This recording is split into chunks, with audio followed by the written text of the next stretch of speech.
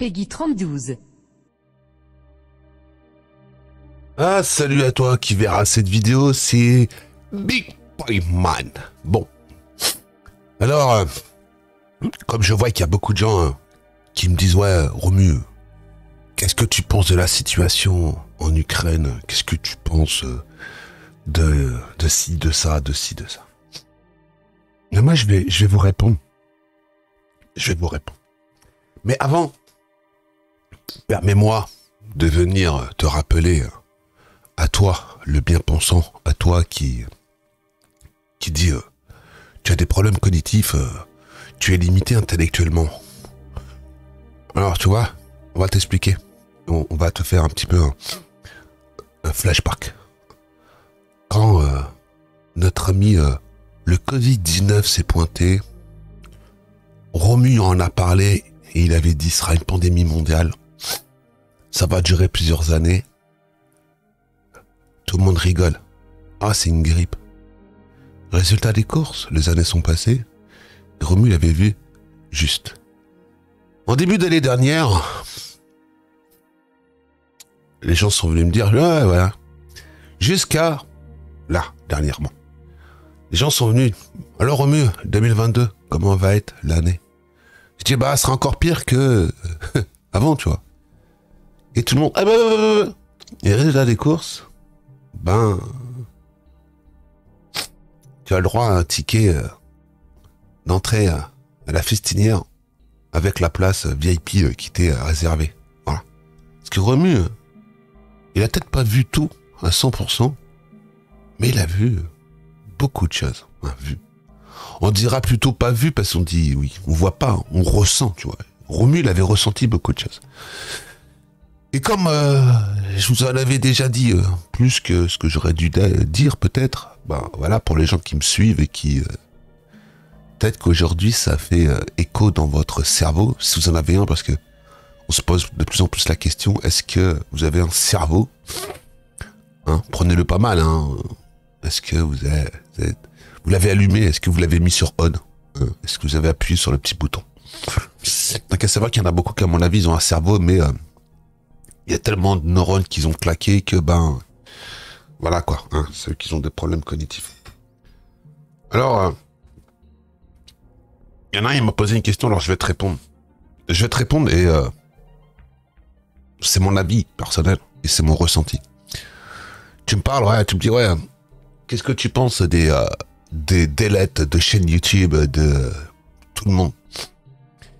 Ben tu vois, je vais te répondre. Alors sur le delete des chaînes YouTube de certaines personnes, c'est tout simplement de la censure. De la censure où c'est des mecs qui se mettent à plusieurs et qui font des signalements et que le robot arrive à un moment, il vérifie même pas, il close les chaînes. Voilà, t'as ce genre de truc. Sinon tu as tout simplement de la censure. Voilà, parce que bon, les soi-disant pour les conditions, enfin pour nudité, le mec il a jamais fait de nudité, enfin moi tes enfants, enfin c'est même pas. Enfin, donc, maintenant c'est tellement simple de. Les mecs ils ont trouvé des failles dans YouTube. Tout simplement ils utilisent des failles pour faire fermer les chaînes YouTube et ça passe. Tant que YouTube n'aura pas voulu entendre et comprendre que il y a des problèmes, parce que reconnaître qu'il y a des problèmes sur des choses, c'est-à-dire que ben voilà, ils ont mal fait leur job.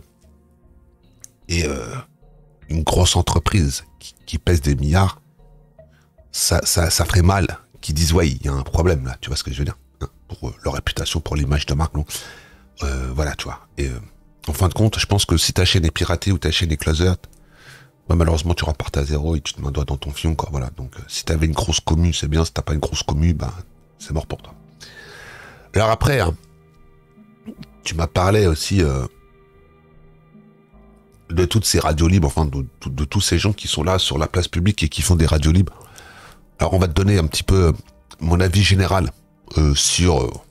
On va te donner quelques noms, sans taille. Hein. Je vais te donner un petit peu mon avis général sur la qualité de ces pseudo-radios libres. C'est des pseudo-radios libres parce que ce sont des pseudo-radios libres. Quand tu entends radio libre, qu'est-ce que ça veut dire? Radio libre. Libre. Libre dans quel sens? Tant qu'à savoir que sur YouTube, tu n'es plus libre de parole. Donc quelque part, déjà, c'est un petit peu biaisé de dire que c'est une radio libre. Une radio, ce n'est pas une radio, puisque une radio à la base c'est fait sur une bande FM. Donc ce n'est pas une radio libre. Les mecs ils pourraient appeler ça live débat, tu vois, c'est plus des débats, des changements d'idées que quoi que ce soit. Et puis un truc libre. Quand tu te pointes dans un Discord qui a énormément de monde, parce que à la fin, c'est certain, c'est comme ça. Hein. Pour passer, il faut montrer patte blanche. Et quand t'as un modérateur qui a une dent contre toi, parce que tu lui as dit d'aller se faire enculer, hein, carrément. Je lui dis, t'es pas content, t'as qu'à te faire enculer, t'as quand même me donné ton adresse, je vais venir, je vais te fister. Comme ça, hein. Alors, je lui ai dit, au début, c'était sur le mode du troll, mais à la fin, je lui ai dit, je plaisante plus, là, gros. Si t'as un souci, tu te déplaces ou tu me déplaces. Si t'es un bonhomme, ça des couilles, quoi. Mais bon, pour l'instant, on l'a toujours attendu, il est jamais venu. Donc, voilà, quoi. Donc, comme d'habitude, ça parle, mais c'est que du vent. Hein. Au moment où on passe à l'acte, personne, tu sais.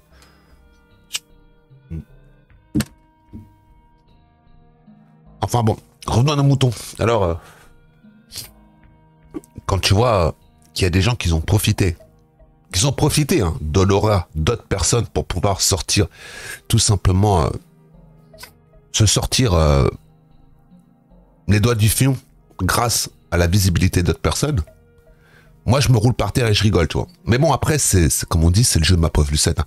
Non, je ne parle pas de Zoclo, je parle d'autres personnes. Moi, ces mecs-là, je les connais depuis le tout début de leur chaîne YouTube. Je les ai vus monter, je les ai vus évoluer. Et les débats qu'ils ont sont tellement hilarants, à part certains qui ont vraiment des débats très intéressants. Mais maintenant, je regarde même plus. La dernière radio libre que j'ai regardée, ça doit faire 1 an et demi hein, que j'ai rien regardé. Les seules radios libres que j'écoutais ou que éventuellement je regardais, c'était celles de Teddy Boy RSA, parce qu'elles étaient intéressantes. Teddy Boy RSA n'est plus là, il a laissé la place. Alors t'as son acolyte qui a récupéré toute sa communauté, qui lui, c'est un nouveau, c'est un rappeur engagé. Le mec, il est plutôt, il est tombé tout simplement dans tous les travers de tous les gens pour se faire de la thune. Faire de la merde sur YouTube. Fais-moi des dons, enfin bon voilà. Il y en a un qui a parlé d'eux. T'as qu'à les regarder, c'est Corda. Corda, il a fait une vidéo sur ces gens. Sur tous ces gens, où il a tout résumé. Donc je te laisse aller regarder la vidéo. Hein. C'est les youtubeurs ratés, je sais plus trop quoi. Va regarder sa vidéo et le mec il analyse le truc. Moi je suis pas tout à fait 100% d'accord avec tout ce qu'il dit, mais il y a une grande majorité des choses qu'il dit, je le pense. Hein. Donc si tu veux faire une petite synthèse, tu vas regarder la chaîne de Corda. Voilà. Alors maintenant que je t'ai donné un avis sur toutes ces radios libres qui sont tous politisés de droite, de gauche, du centre, de l'extrême gauche, de l'extrême droite. Tu dis, ouais, pourquoi tu fais plus de radio libre? Le problème, il est là. C'est que les radios libres ne sont plus libres. Les débats sur j'en ai une plus grosse que toi, et toi, t'as rien dans le pantalon, ou t'en as une grosse dans le pantalon, tu sais pas t'en servir, pour des problèmes d'ego, c'est bon, quoi. Et quel est l'intérêt de continuer à faire tourner un moulin s'il n'y a plus de grains à moudre? Voilà. Tu vois, pour faire simple, hein, je pense que c'est ça un petit peu la finalité de l'histoire. C'est qu'en réalité, c'est tous des moulins à parole. Ils parlent. Ils font le moulin, mais en réalité, il n'y a plus de grains à moudre. Et les gens qui ont du grain, ils leur donnent pas à moudre. Voilà. Les mecs, ils ont vraiment du grain, les mecs qui sont là pour faire de la farine, ils la gardent pour leurs pommes. Voilà, en fin de compte, c'est comme d'habitude. C'est bien de donner un espace de parole aux gens. En réalité, ces gens, qu'est-ce que c'est? C'est pas des mecs qui sont plus intelligents que toi ou que moi. Ce sont des gens tout simplement qui sont très intelligents, ils ont compris comment marchait le système. Alors, t'as des mecs qui font des radios libres pour les mecs de gauche, donc ils ont tous les mecs de gauche. En face, t'as les mecs de la droite, puis t'en as qui sont d'extrême droite, t'en as qui sont du centre. Tu vois. Et les mecs, ils donnent la parole. Et ça fédère. Mais en réalité, la seule chose qui les intéresse, c'est quoi?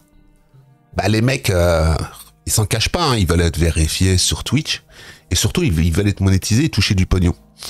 Et après, en plus, le pire dans tout ça, c'est que c'est des mecs qui se dégagent des revenus avec leur chaîne YouTube. Hein? Bon, il y en a, ils sont strikés, hein, donc voilà. Mais le mec qui se fait striker, il ferme sa chaîne, il en rouvre une autre. 15 jours après, il a les 1000 abonnés, les 4000 heures de visionnage, tu vois. Donc, c'est un jeu sans fin, quoi. Tout simplement, c'est qu'ils veulent du pognon, quoi. Le nerf de la guerre, c'est ça. Pourquoi tu penses que tous tes amis, les influenceurs, ils font des placements de produits? Parce qu'un placement de produit, ça ramène 3-4 000 euros et que, bah, voilà, quoi. Et ça, plus ses revenus YouTube, bah, ça lui permet de bien vivre. Est-ce que tu penses normal, un mec à la fin qui dit, dans un live privé, à la fin, sur ma chaîne YouTube, c'est pas un RSA que j'avais par mois, c'était 3 SMIC. Grâce aux donateurs. 3 SMIC. Plus ses revenus de YouTube.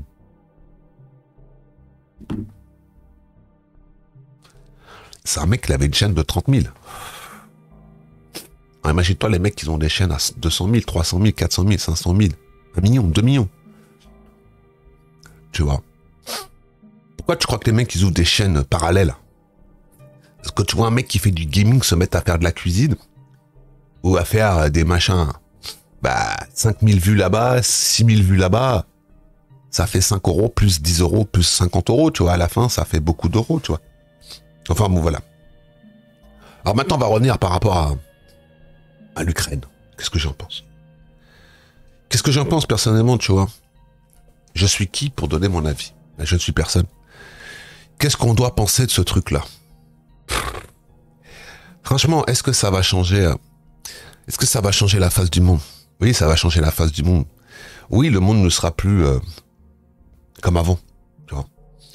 Mais il y a une chose, qu'est-ce que ça va t'impacter dans ta vie quotidienne de tous les jours?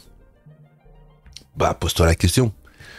Quand tu voyais que déjà, sur un an, 60 centimes d'augmentation sur un paquet de pâtes. 60 centimes, c'est rien. Non, c'est rien. Mais 60 centimes sur 1 kilo, sur 2 kilos, ça fait 1,20 €. Donc, voilà, tu vois, et surtout le reste. Hein. Laisse tomber, quoi.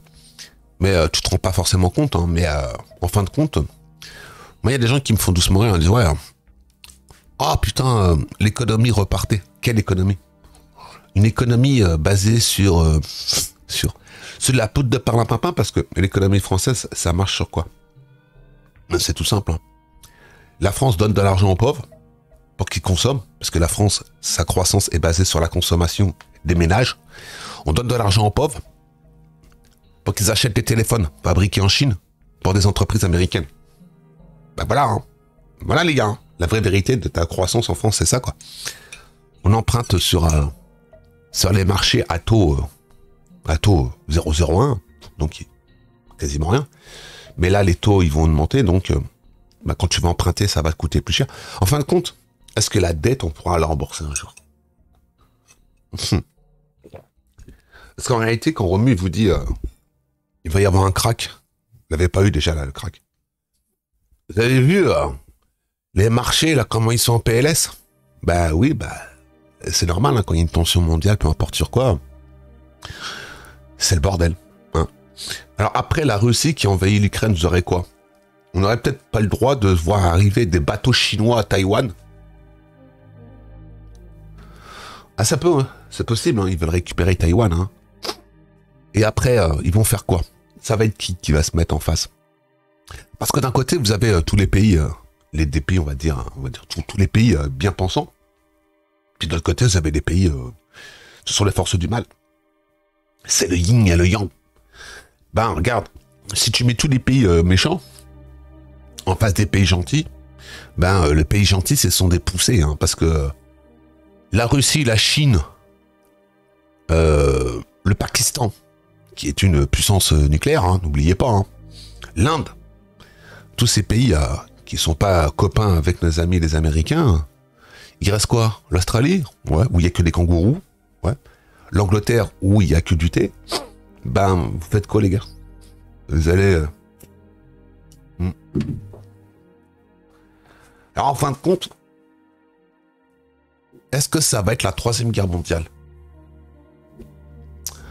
Je sais pas, mais si Poutine, il arrive à ce qu'il veut, et que la guerre s'arrête, et qu'après, il n'y a plus rien, ça m'étonnerait. il y a tellement de tensions dans le monde, et que ça fait des mois et des mois que j'en parle et que tout le monde se fout de ma gueule. Ben, résultat des courses, voilà quoi. Est-ce que c'est un mal? Est-ce que c'est un mal qu'il n'y aurait pas une grosse guerre où il y aurait des millions de morts? J'en sais rien. Peut-être après t'avoir mitonné pendant 2 ans, hein, t'avoir dit si ça. En fin de compte, tu vois, est-ce qu'en fin de compte, comme on m'a traité plus d'une fois d'un complotiste, est-ce que c'est pas voulu tout ça? Est-ce que après la pandémie, parce que Poutine, il a vu que c'était la fin de la pandémie. Hein. Bah moi j'ai qu'une seule chose à dire, rendez-moi le monde d'avant quoi. Hein. Rendez-moi le monde des années 2000 où c'était l'insouciance, où voilà quoi. Hein. Ou rendez-moi le monde des années 80 quoi, où je gamais sur ma NES, ma Super Nintendo et que j'étais un ado et je pensais pas à tous ces problèmes quoi. Voilà. Alors, moi je me disais putain, je m'inquiète enfin je m'inquiète. C'est même pas m'inquiéter, mais je me pose des questions. Excusez-moi, j'ai la crève.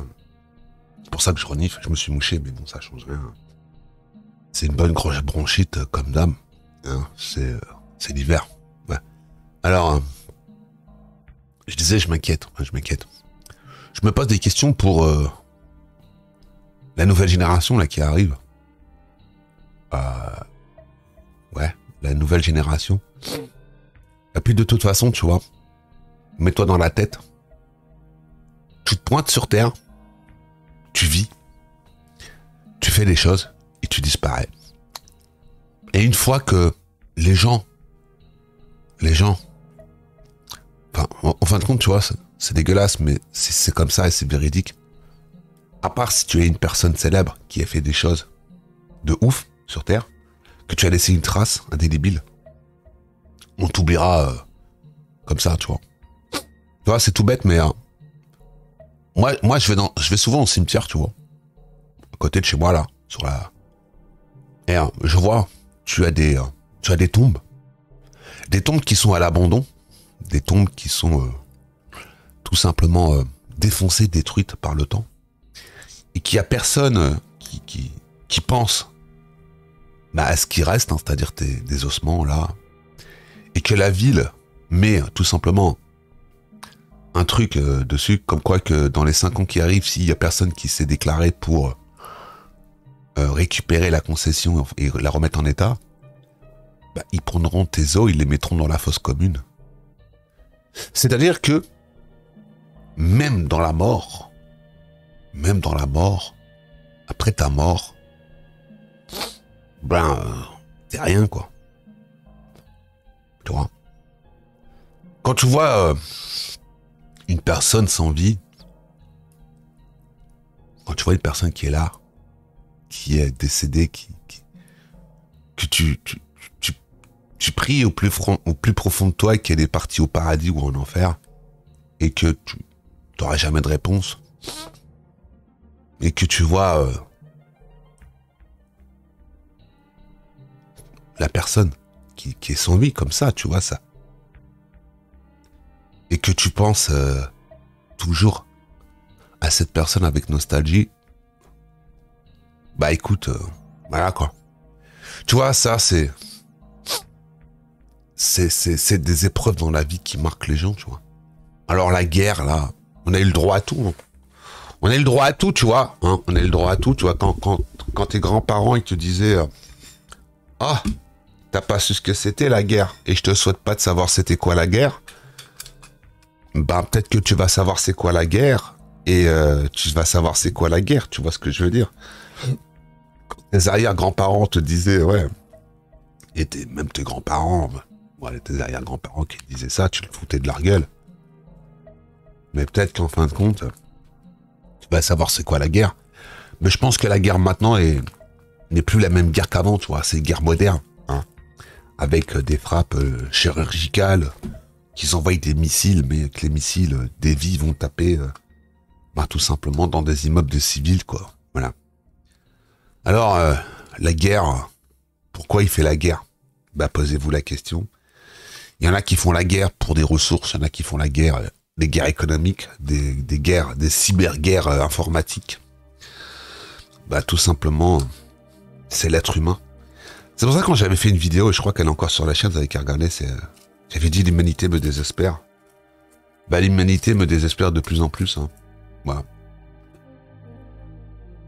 Quand tu vois, il y a des mecs,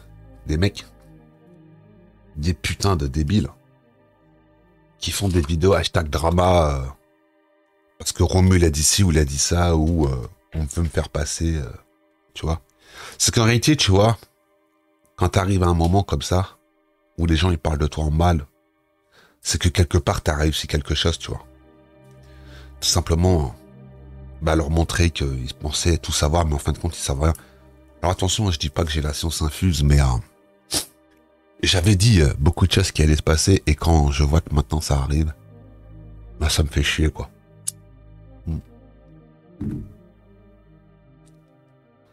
Alors peut-être qu'on refera quelques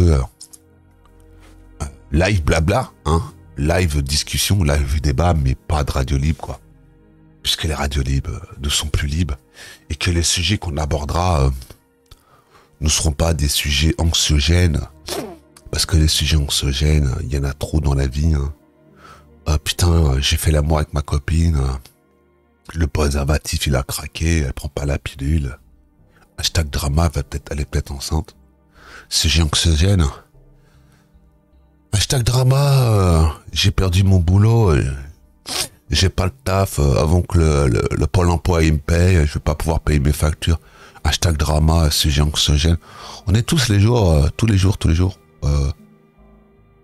on a des sujets anxiogènes chez nous, un problème, quelqu'un de ta famille qui est malade, anxiogène, enfin voilà, tout le monde, tous les sujets sont anxiogènes, tout le monde gère tant bien que mal, mal à pression, hein, voilà. Donc je pense que arrive un moment, hashtag drama, j'ai acheté un jeu à 80 balles, il est bugué du cul, est-ce que c'est normal?